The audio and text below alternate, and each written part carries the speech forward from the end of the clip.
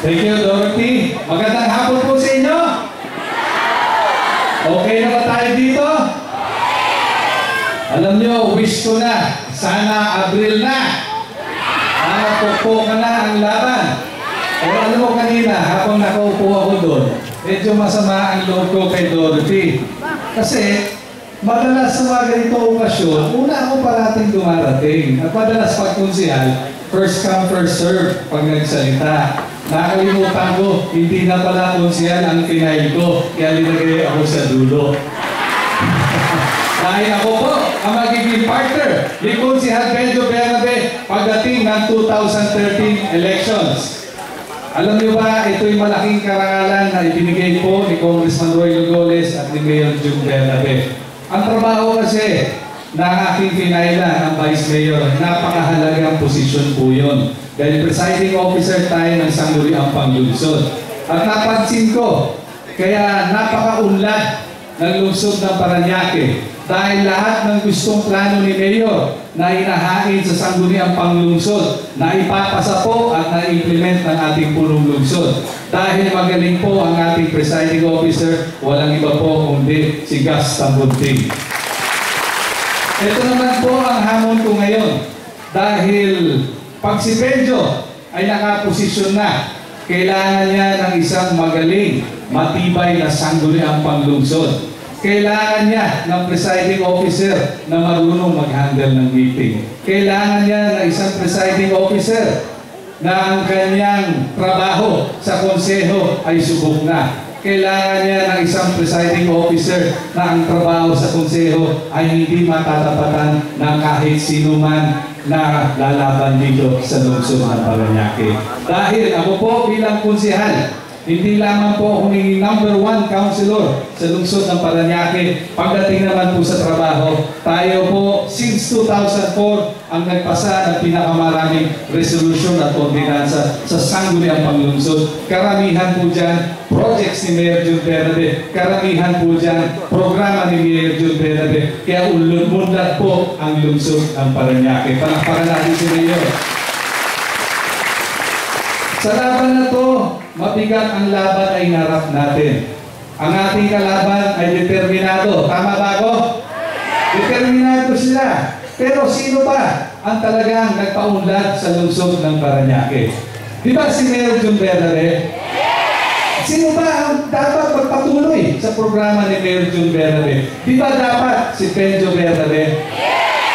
Kaya mga kasama, alam ko naman, tulad ng sinabi ni Congressman Roy Lugoles, kayo hindi na kayo kailangan kumbinsihin. Ang kailangan natin kumbinsihin ang ating mga kapitbahay, ang ating mga kaibigan, at sino pa makadaupang palad natin.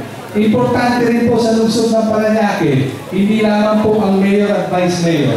Ang kailangan po natin, magagaling na congressman.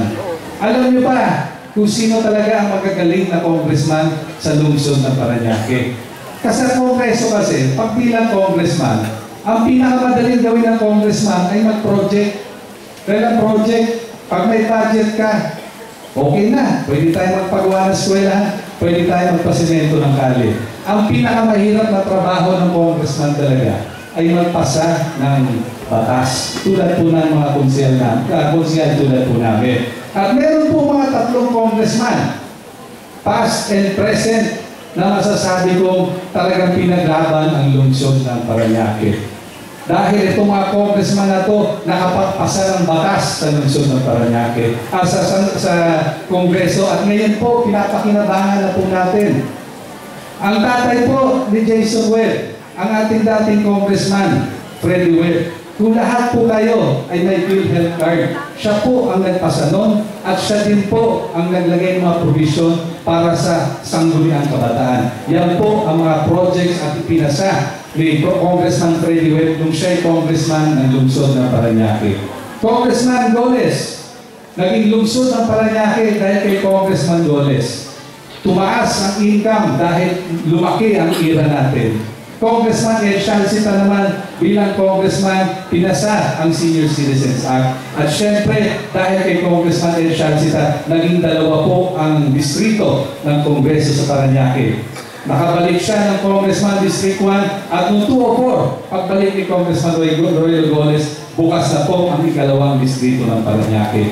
Kaya ang basihan kung paano maging magaling ang congressman pag siya'y nakapagpasa ng batas sa Kongreso. Maingay sa Kongreso, naririnig sa radyo, nababasa sa dyaryo at napapanood sa TV. Yan dapat ang trabaho ng congressman at nakakasigurado ako dahil sa 3 termino ko bilang konsihal. Nakasama ko to bilang konsihal ng aking unang termino. Marami akong natutunan dito at 2 term ko po siyang boss bilang Vice Mayor ng Sangguniang Panglungsod. Nakakasigurado ako magiging magaling na congressman. Nandito po si Congressman Gus Tambunting. Palakpakan po natin. Kaya kami nakasama, ako po ay excited na nakasama kayo. Sa mga taga-District 2, ako po ay natutuwa sa 3 termino ko bilang konsehal ay tinulungan niyo ako. At nakakasigurado ako, sana din po sa District 1, kung ano ang resulta na nakuha ko sa District 2, makamit ko rin dito sa District 1. Mga taga-District 1, makakamit ko ba yan?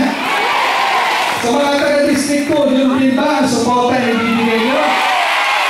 Tayo po ay magsama-sama at nakakasigurado ako kung ano ang pinag-uunlad po ng Parañaque, ipapagpatuloy natin. Pagkasama, si Mayor Benjo Verde, si Congressman El Shalcita, at si Congressman Tambunting. Sama-sama tayo sa Team Yes! Maraming salamat po. Magandang hapon po sa inyo lahat. Maraming salamat po, Sultan Vice Mayor